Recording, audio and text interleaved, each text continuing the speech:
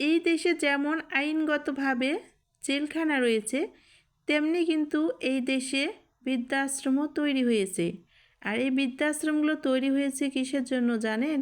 এই কুলাঙ্গার সন্তানদের জন্য। কারণ যখন এক বাবা মা সন্তানকে জন্ম দেয়, তারা আদর স্নেহ মমতা দিয়ে বড় বড় করে তোলে। তারা নিজেরা কম খায়, সন্তানকে বেশি খাইয়ে পড়ে মানুষ করে, আর টাকা পয়সা খরচ করে লেখাপড়া শিখাইয়ে প্রতিষ্ঠিত করে তোলে। আর প্রতিষ্ঠিত করা সন্তানেরা তখন মা বাবা তাদের কাছে ভারী হয়ে যায়। আর এই ভারী হয়ে যাওয়া মা বাবাগুলোকে রেখে আসে বৃদ্ধাশ্রমে। আর বৃদ্ধাশ্রমে মা বাবাগুলো যতই আদর যত্নে সহকারে থাকুক না কেন, তারা কিন্তু প্রতিটা সময় কিন্তু খাবার খায় অঝরে চোখের পানি ফেলে। আর খাবার তাদের গলা থেকে কিছুতেই নামতে চায় না, কিন্তু তারা নিরুপায়, তাদের থাকা লাগবে, খাওয়াই লাগবে। আর প্রতিটা রাত তাদের কাটে চোখের পানিতে ভেসে, তাদের খাবার খাওয়া হয় প্রতিটা সময় চোখের পানি অঝরে ঝরে। কিন্তু এই যে তারা এই কুলাঙ্গার ছেলে মেয়েগুলোকে জন্ম দিয়ে ভুল করেছে।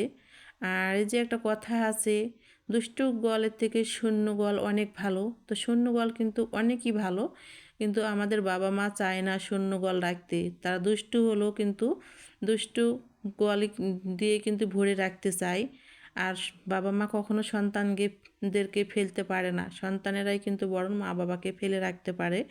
আর এই বৃদ্ধাশ্রমগুলো তৈরি হয়েছে সেই অভাগা কুলাঙ্গার ছেলে মেয়েদের জন্যই। তাদের বাবা মাগুলোর স্থান করেছে বৃদ্ধাশ্রমে।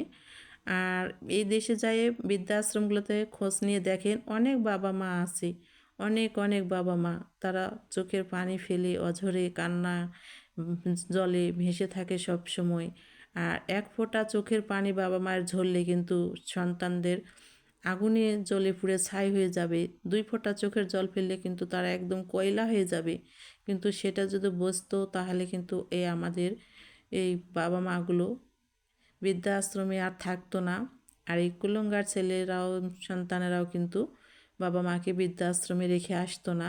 কারণ বৃদ্ধাশ্রমে থাকা মা বাবাগুলোর কষ্ট যে বুঝবে, তার বুক ফাটে, কান্না এমনিতেই বের হবে। তো আমরা কিন্তু এটা বুঝি।